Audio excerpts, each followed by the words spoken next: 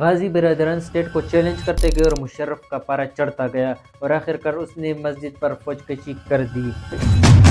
اسی چنگاری سے وہ وقت پیدا ہو گئی جسے کہا گیا TTP۔ احمد راشد اپنی کتاب ڈیسنٹ انٹو کیوس میں لکھتے ہیں کہ پاکستانی آرمی ڈبل گیم کھیل رہی تھی، وہ US سے پیسہ بھی لے رہی تھی اور طالبان کو پناہ بھی دے رہی تھی، اور اسی لیے ہلری کلنٹن نے پاکستان کی سرزمین پر کھڑے ہو کر کہا تھا کہ آپ اپنی گھر کے بیک یارڈ میں سانپ نہیں پال سکتے اس امید پر کہ وہ صرف آپ کے پڑوسیوں کو ڈسیں گے، نہیں، ایک دن وہ آپ کو بھی ڈس لیں گے، اور آخرکار انہوں نے ڈس لیا۔ TTP صوفیوں، شیعوں اور بریلویوں کا قتل عام کرتے رہی اور پاکستانی اسٹیٹ ہاتھ پر ہاتھ دھرے دیکھتی رہی۔ طالبان جسے آئنسٹائن نے ٹریننگ ویپنز اور پاکستانی مدرسہ سے ہزاروں فائٹرز دیے تھے، آج وہی طالبان آدھا پاکستان چاہتے ہیں۔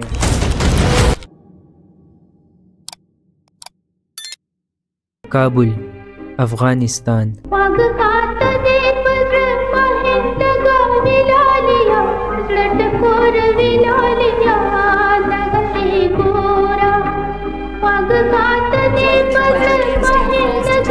یہ 9 اکتوبر کی سرد رات تھی۔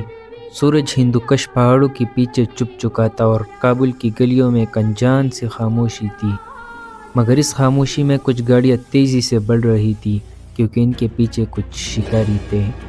یہ گاڑیاں تیزی سے عبدالحق اسکوائر کی طرف بڑھ رہی تھی جہاں گورنمنٹ بلڈنگز تھی۔ اچانک آسمان میں پاکستانی جیٹس اور ڈرونز نمودار ہوئے اور انہوں نے ان گاڑیوں پر میزائل فائر کیے، کیونکہ ان میں TTP لیڈر نور ولی محسود تھا جس نے 8 اکتوبر 2025 کو پاکستانی آرمی پر اٹیک کروایا تھا۔ شیشے ٹوٹ گئے، کابل کی رات جاگ اٹھی۔ نور ولی محسود بچ گیا یا مار دیا گیا کوئی نہیں جانتا تھا، مگر پاکستان نے وہ لکیر پار کر دی تھی جو برسوں سے صرف نقشوں پر موجود تھی۔ صبح ہوئی تو طالبان انتقام کی آگ میں جل رہے تھے۔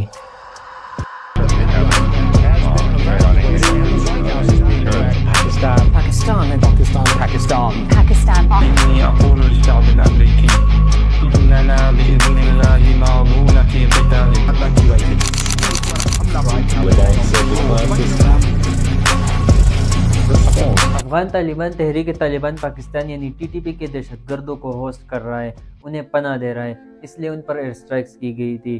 ایک طرف یہ چل رہا تھا تو دوسری طرف طالبانی فورن منسٹر امیر خان متقی انڈیا کے 8 روزہ دورے پر تھے۔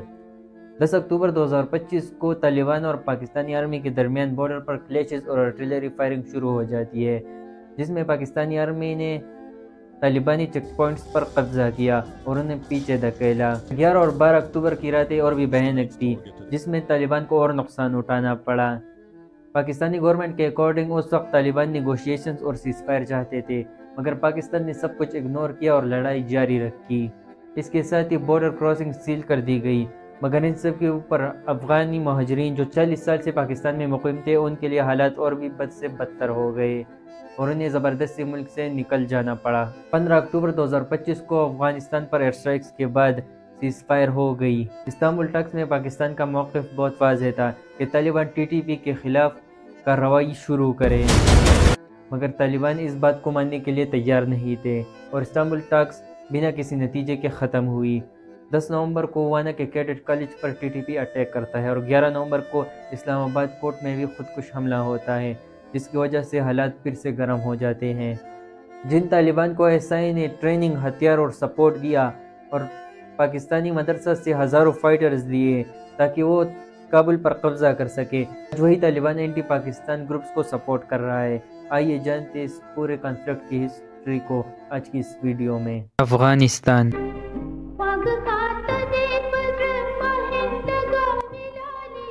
1960s اور 70s میں افغانستان بہت ماڈرن اور لبرل تھا۔ یہاں cinemas, universities, schools, western clothing اور ماڈرن لائف سٹائل تھا۔ عورتوں اور مائنورٹیز کو آزادی تھی۔ افغانستان اپنے ہی لوگوں کے لیے ایک جنت تھا، مگر 1979 کو سوویت یونین افغانستان میں گھستا ہے صرف کمیونزم کو بچانے کے لیے اور کمیونسٹ حکومت کو سپورٹ کرنے کے لیے، مگر جنرل ضیاء کو یہ ایک اپرچونٹی ملتی ہے تاکہ وہ اپنے اقتدار کو مضبوط رکھ سکے اور ڈالرز لے سکے۔ اس لیے وہ سوویتس کے خلاف امریکہ سے ہاتھ ملا لیتے ہیں، جس میں جرنیلوں کے پاس تو بہت پیسہ آیا، مگر پاکستان کی تباہی کا آغاز شروع ہوا۔ حسین حقانی اپنی کتاب between the mosque and the military میں لکھتے ہیں کہ ضیاء نے جھوٹ بول کر کہ سوویت یونین پاکستان پر حملہ کر کے گرم پانیوں تک پہنچنا چاہتا ہے، امریکہ سے بلینز آف ڈالرز لیے، مگر پاکستان میں کلاشنکوف کلچر، ہیروئن کلچر اور ایکسٹریمزم کا آغاز ہوا۔ اس کے ساتھ ہی شیعہ سنی فسادات بھی شروع ہو گئی، اور یہی بات ڈیفنس منسٹر خواجہ آصف نے بھی کی۔ ہمارا کوئی کام نہیں بنتا تھا کہ ہم روس کے خلاف اس وقت جنگ میں شامل ہوتے، لیکن ہمیں پیسے چاہیے تھے۔ انہوں نے ہمیں کو پیسے آفر کیے، پھر ہم نے ان کو کہا کہ یہ پینٹس ہیں، پھر انہوں نے ہماری بولی زیادہ لگائی، ہم اس جنگ میں شامل ہو گئے جو روس کے خلاف جنگ تھی، اور ہم نے اس کو جہاد قرار دے دیا۔ بے نظیر بھٹو اپنی کتاب میں ضیاء الحق کو واشنگٹن جنرل کہتے ہیں، جبکہ عمران خان بھی اپنی کتاب میں ضیاء الحق کی پالیسیز پر تنقید کرتے نظر آتے ہیں۔ سعودی عربیہ اور سی آئی اے نے پاکستان میں مذہبی جماعتوں کو ملینز آف ڈالرز کی فنڈنگ کی، اور انہی مدرسہ سے نکلتے ہیں طالبان۔ 1990s کے آتے افغانستان تباہی اور بربادی کے عالم میں تھا۔ سعودی عربیہ اور آئی ایس آئی نے طالبان کو سپورٹ کیا، اور 1996 میں طالبان نے کابل کا تخت حاصل کر لیا آئی ایس آئی کی مدد سے، مگر پھر افغانستان کی سرزمین سے القاعدہ 9/11 اٹیک کرواتا ہے۔ 2001 میں نیٹو افغانستان پر حملہ کرتا ہے تاکہ القاعدہ اور طالبان کو ختم کر سکے۔ مشرف اپنی کتاب ان دا لائن آف فائر میں لکھتے ہیں کہ امریکہ نے انہیں دھمکی دی تھی کہ ہم پاکستان پر بمباری کر کے اسے پتھر کے دور میں دھکیل دیں گے اگر پاکستان نے دہشت گردوں کا ساتھ دیا، تو دوسری طرف پاکستانی آرمی کے لوگ طالبان کو اپنے الائز سمجھتے تھے، اور یہی بات احمد رشید اپنی کتاب ڈیسنٹ انٹو کیوس میں لکھتا ہے کہ پاکستانی آرمی یو ایس سے ڈالرز بھی لیتی رہی اور طالبان کو پناہ بھی دیتی رہی۔ 2001 کے بعد ہزاروں القاعدہ اور طالبانی فائٹرز خیبر پختونخوا اور فاٹا کے علاقوں میں آ جاتے ہیں، تو یو ایس پریشر کی وجہ سے مشرف ان کے خلاف آپریشن شروع کر دیتا ہے، مگر اسی وجہ سے ٹرائبل پشتونز مشرف کے اگینسٹ ہو جاتے ہیں، اور یہی سے کے پی اور فاٹا کی تباہی کا آغاز بھی ہو جاتا ہے۔ یہی سے گڈ اور بیڈ طالبان کا کھیل شروع ہو جاتا ہے۔ گڈ طالبان وہ تھے جو افغانستان میں یو ایس کے خلاف لڑتے، اور بیڈ طالبان وہ تھے جو پاکستان میں لڑتے۔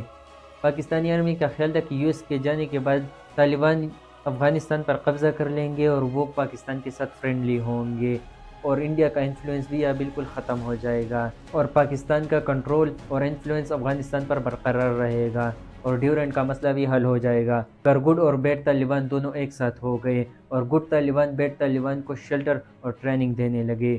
پھر وقت آیا 2007 کے لال مسجد آپریشن کا۔ 2007 میں لال مسجد کے غازی برادران اسٹیٹ کو چیلنج کرتے گئے اور مشرف کا پارا چڑھتا گیا، اور آخرکار مشرف نے مسجد پر فوج کشی کر دی، اور اس چنگاری کی آگ میں پیدا ہوئی تحریک طالبان پاکستان یعنی ٹی ٹی پی۔ 2007 میں وزیرستان کے لوکل ملیٹنٹ لیڈر بیت اللہ مسعود نے گروپ بنایا ٹی ٹی پی تحریک طالبان پاکستان، جن کا گول تھا پاکستان پر قبضہ کر کے یہاں اپنی مرضی کی اسلامی حکومت بنانا۔ مورلی اور نظریاتی طور پر یہ افغان طالبان کے بالکل قریب تھے۔ انہوں نے پہلے ساؤتھ اور نارتھ وزیرستان پر قبضہ کیا، اپنے چیک پوائنٹس قائم کی اور پاکستانی فلیگ بھی ہٹا دیا۔ 2009 میں ٹی ٹی پی نے سوات پر قبضہ کیا اور اپنی مرضی کی شرعی عدالتیں قائم کر لی اور چیک پوائنٹس بھی قائم کر لیے، مگر 2009 میں پاکستانی آرمی نے وہاں آپریشن کر کے طالبان کو وہاں سے نکالا۔ اس کے ساتھ ہی ٹی ٹی پی نے آرمی، آئی ایس آئی اور پولیس کے ہیڈ کوارٹرز پر بھی حملے کیے۔ 2011 تک آتے آتے T T P Pashtun belt کے بہت سے علاقوں پر قبضہ کر چکی تھی، اور اس کے ساتھ وہ ریڈیو پر لوگوں کو بتاتی تھی کہ وہ پاکستانی آرمی کے خلاف بغاوت شروع کر دے۔ 2014 میں ٹی ٹی پی نے اے پی ایس اسکول میں سکر کروایا اور 130 سے بھی زیادہ بچوں کا قتل عام کیا۔ تبھی سے پاکستانی قوم ان کے خلاف یونائٹ ہونا شروع ہو گئی تھی۔ آپریشن ضرب عصب اور رد الفساد میں ٹی ٹی پی کا صفایا ہو گیا۔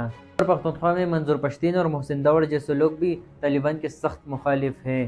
ملٹری آپریشنز کی وجہ سے ٹی ٹی پی کا کنٹرول ختم ہونے لگا اور انہیں افغانستان میں شیلٹر لینی پڑی۔ 2021 میں یو ایس اے کا جانا ان کے لیے ایک مورل وکٹری تھا۔